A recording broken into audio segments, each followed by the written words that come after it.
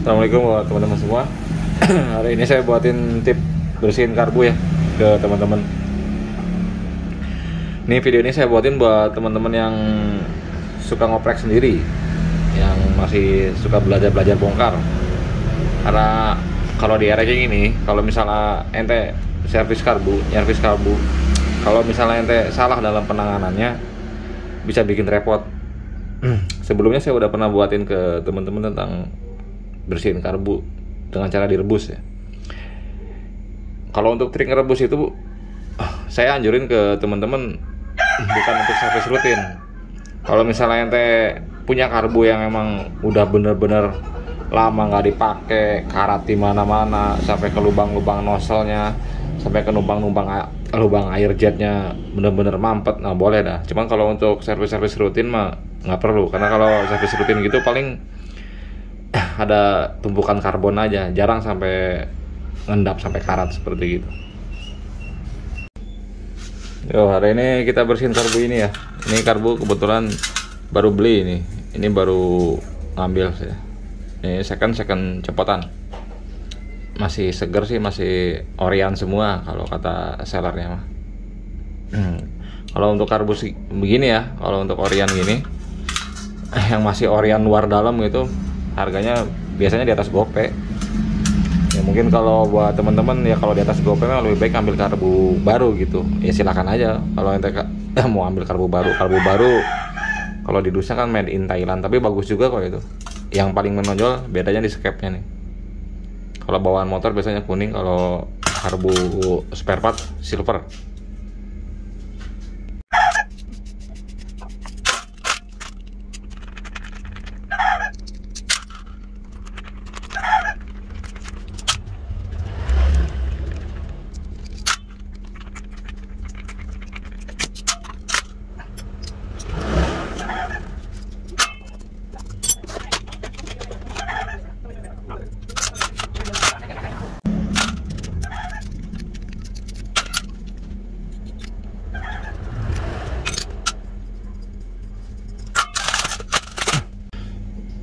Ya ini ya teman-teman untuk karbunya, bener karbunya dalamannya masih asli semua.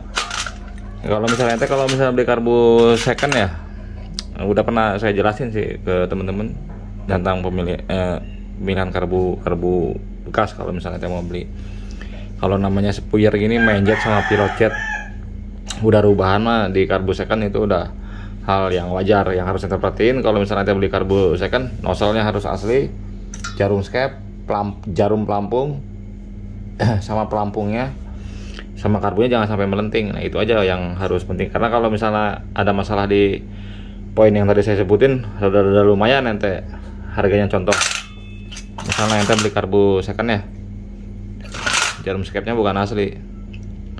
Ini kalau misalnya ente mau beli jarum skep ori ranking harganya 100 lebih, 140 kalau nggak salah di listnya. Itu aja yang harus ente cek. Kalau main jet sama pilot jet itu mah nggak apa-apa, hal wajar, lagian murah kalau itu mah. Ya untuk teknik bersihin mah bebas ya teman-teman. Ente mau pakai apa, mau pakai banjur bensin, hajar kompresor, mau pakai karbu cleaner, bebas.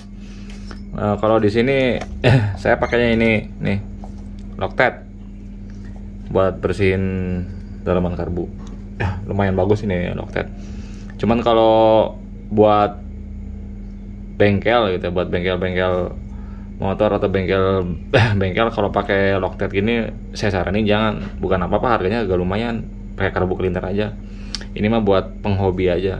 Ya silakan aja, kalau ente bengkel besar mau pakai Loctite juga silakan. Harganya agak lumayan. Kalau karbu cleaner kan murah, 25 sampai 30. Kalau Loctite gini ya, di official store-nya 80 ribuan sebotol gini.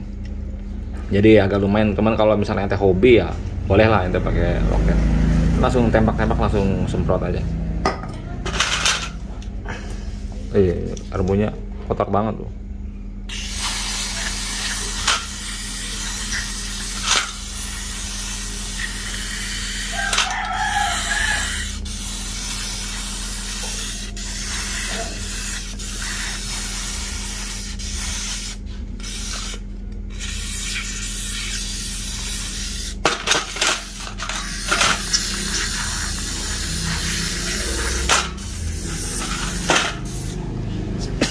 Ini mah baunya nyengat kalau loktet. Udah biarin, nanti kalau udah agak lama baru bersihin. Bilas pakai bensin. Ya, ini udah dibilas ya teman-teman. Nah sekarang kita langsung lanjut perakitan ya. Untuk perakitan ini ada beberapa poin nih buat teman-teman, terutama buat pemula ya, yang baru-baru belajar bongkar di racking. Kalau ente udah ngebongkar karbu racking, pertama nih perhatiin kalau ente ngencengin nozzle. Kalau racking ini sistemnya beratnya di ujung sini, nih, di atas nih. Beda kayak RX-Jet. Nah kalau RX-Jet Ninja RR dia modelnya sepi, jadi kalau model sepi gitu kagak bakal selek. Nah, kalau racking, kalau misalnya ente terlalu semangat ngencenginnya, bisa dol di sininya, di nozzle-nya. Ente kalau mau ngebenerin drat nozzle gini, langsung ke Koamen aja, kontak Koamen bisa di bos ulang nanti di sininya. Caranya kalau misalnya ente ngencengin ini, mau masang nozzle ya, kencengin dulu ininya, nozzle-nya. Ente jangan langsung pasang dulu main jetnya. Sebenarnya kalau buat yang udah pro, udah expert sih, langsung pasang main jet juga nggak apa-apa karena feelingnya main. Takutnya kalau misalnya ente baru-baru gitu ya, labas kencengan. Ente kencengin dulu nozzle-nya. Nah, kalau udah dirasa kencang, baru pasang main jetnya. Nah, ini nih. Ente kalau mau ngencengin main jet ya, tahan nozzle-nya. Tahan nozzle-nya, ininya kencengin main jetnya. Kan nozzle-nya udah kenceng. Nah, jadi ente ngencenginnya di main jet aja. Nozzle-nya nggak ikut muter.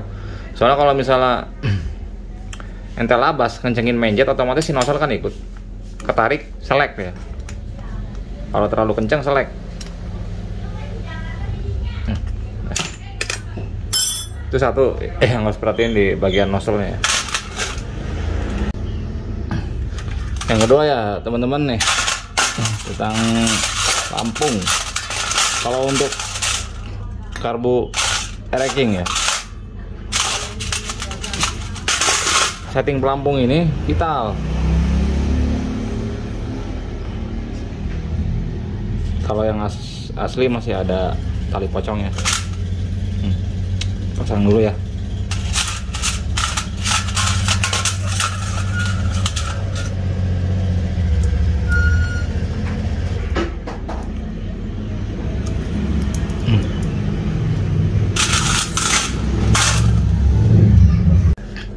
Nih teman-teman lihat ya, ini kan udah dipasang ya karbu racking. Tadi saya bilang kalau misalnya di racking ini setting pelampung itu vital, nggak kayak di karbu lain. Kenapa vital? Karena racking nih pilotnya pendek, kecil pilotnya. Kalau karbu kayak RX-Jet masih mending, tinggi dia pilotnya. Kalau bahasa mekanik ya, ini kan supir ada dua, ini main jet, ini pilot. Kalau bahasa mekanik biasanya disebutnya ini bensin, ini angin. Nih, si ini pilot angin. Kenapa disebutnya angin? Karena beda dengan main jet. Kalau main jet posisinya selalu kerendam bensin, jauh turun gitu, ada di dasar. Tapi kalau pilot posisinya kenapa disebut angin? Karena dia nggak kena bensin, dia ngisapnya cuma angin aja, hawa dari bensin aja. Jadi si pilot ini posisinya jauh, bensin mah ada di bawah, tapi pilotnya masih ada di atas tuh. Nah, kenapa ini vital pelampung? Karena pilotnya pendek, tinggi standar pabrik ya. Untuk pelampung racking 2122, udah saya jelasin tuh tentang masalah pelampung racking. Tingginya 2122 untuk standarnya. Nah, kalau misalnya motor ente masih warawiri untuk harian atau porting harian, porting semi, 2122 itu udah cukup. Pokoknya judulnya ente masih jalan-jalan harian, ente bukan race ya. 2122 itu udah aman, udah cukup lah gitu. Ente nggak perlu ngutak-ngatik pelampung, nggak usah dirubah-rubah. Kalaupun mau dirubah, jangan ditinggiin, turunin pelampungnya. Misalnya standar 2122, ente bikin 20 atau 19 gitu.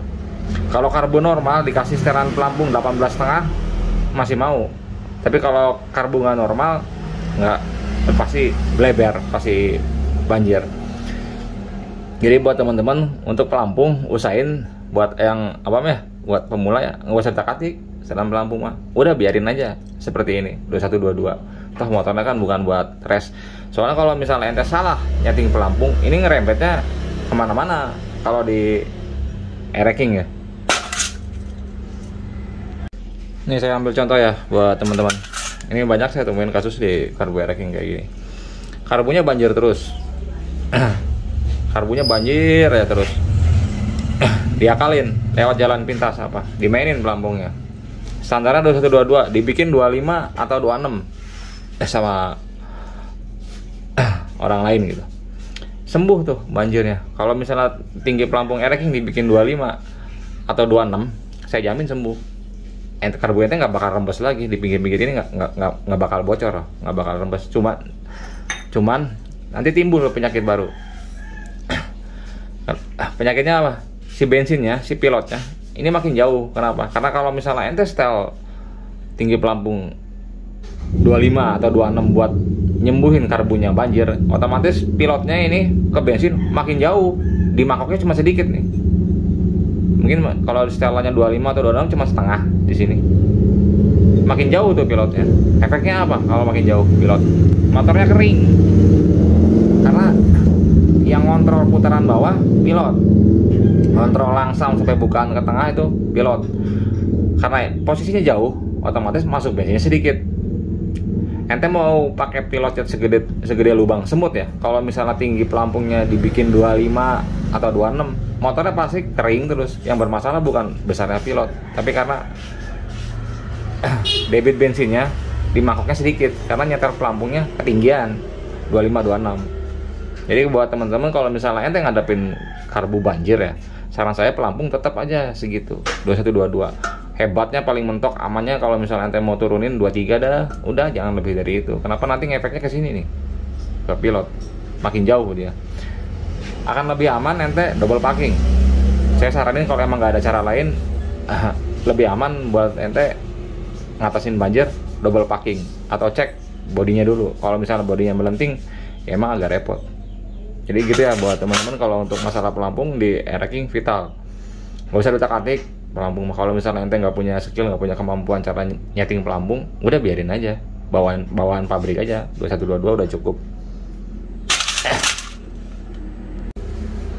Nah, untuk poin selanjutnya ya teman-teman, kalau misalnya ente mau ngerakit karbu e-racking gitu, yang harus ente perhatikan tentang pengencangan baut. Nah, saya kasih contoh ya ke teman-teman. Nih kalau baut asli e-racking, baut karbunya ya, di sini ada ring pair nih. Tuh, ini yang asli. Sekarang kita pasang nih mangkoknya.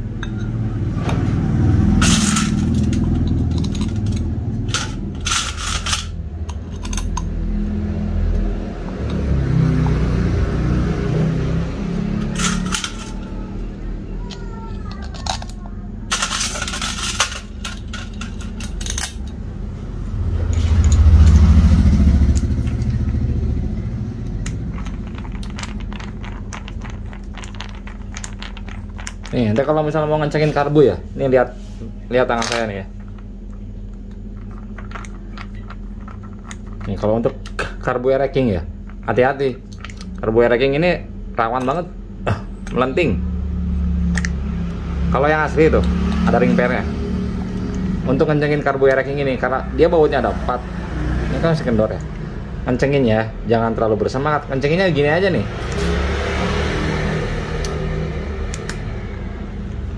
Tuh, ini kan udah kencang kan. Nih, genggaman nih. Ini udah kencang. Begini aja ini. Udah, jangan digerak, jangan dibegituin lagi. Soalnya nanti kalau misalnya ada terlalu kencang, ketarik nih dia ini nih. Udah banyak contohnya. Nih, kayak karbu kayak gini. Ini karbu punya konsumen nih. Ini baut-bautnya masih asli semua. Cuman karena kencengnya terlalu kencang, rembes terus. Ini masih gini udah mendingan gitu, udah saya usahain dilurusin tuh bekas-bekas pukulannya. Tadinya mah bengkok ngelipet, padahal di sini masih asli. Karena apa? Karena terlalu kenceng, terlalu gerak gitu. Jadi buat teman-teman kalau ngencengin karbu e-racking ya, nggak usah sampai brak, nggak usah kenceng-kenceng. Pertama dia bautnya 4, ini kan ada 4, jadi ngapain harus kenceng-kenceng, yang ada nanti rawan melenting. Nih pakai 2 jari nih. Ini udah kenceng ya, tuh udah begitu aja. Bocor nggak? Nggak, saya jamin nggak bakal bocor selama karbonnya bener, maksudnya karbonnya nggak melenting, karbonnya bener, packingnya asli. Dengan cara begitu doang ngencengin nggak bakal bocor. Kendor nggak kan ada ring pair di sini katakan. Jadi ente kencengin gak usah kenceng-kenceng. Inhal kalau misalnya ente nemuin karbu kayak gini nih, PWL nih, ini karbu Ninja Air, ini kan cuma 2 nih. Kalau ini mah, kalau PWL mah bisa dibilang jarang saya nemuin karbunya pada melenting, ya cuma 2. Tuh kalau ini mau gerak kenceng juga, aman-aman aja. Beda kalau air racking, ente terlalu kenceng ketarik. Ninja RR dia ada 4 ya, cuman lihat nih ente atasnya, bodinya tuh tebal kan, tebal, jadi kayak ada pondasi lagi. Air racking ente lihat nih atasnya nggak ada kan, nggak ada lagi tuh Ninja tuh.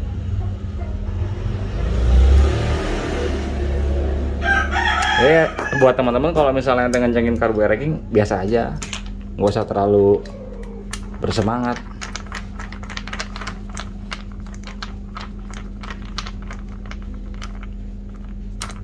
Tuh udah gitu.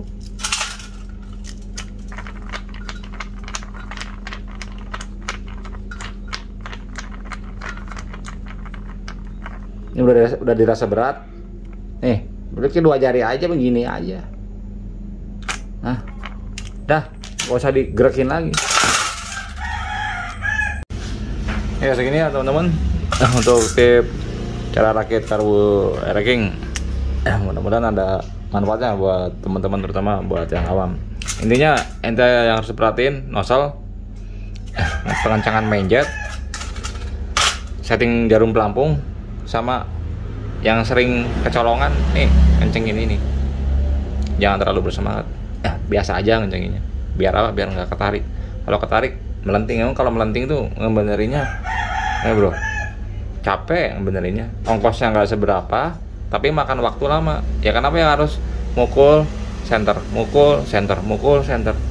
jadi kesal gitu. Ya mending kalau lagi santai. Kalau lagi repot, lagi banyak kerjaan kan kadang kita malas juga ngerjain karbu-karbu yang pada melenting ini. Oke, terima kasih ya teman-teman atas waktunya.